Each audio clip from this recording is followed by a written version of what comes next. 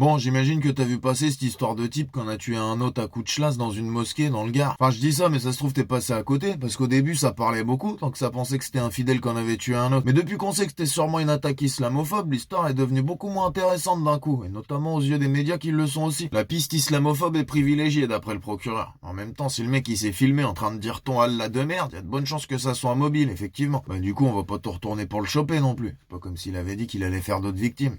Si, il l'a dit. Oui, bon, c'est des croyants, ce sera l'occasion de rencontrer Dieu. Bon, en vrai, la raison pour laquelle les médias assumés islamophobes en parlent pas, eux, c'est pas seulement parce qu'ils en ont rien à foutre des victimes. Ni de celle-là, ni d'aucune autre d'ailleurs. On y fait surtout dans l'instrumentalisation, tu connais.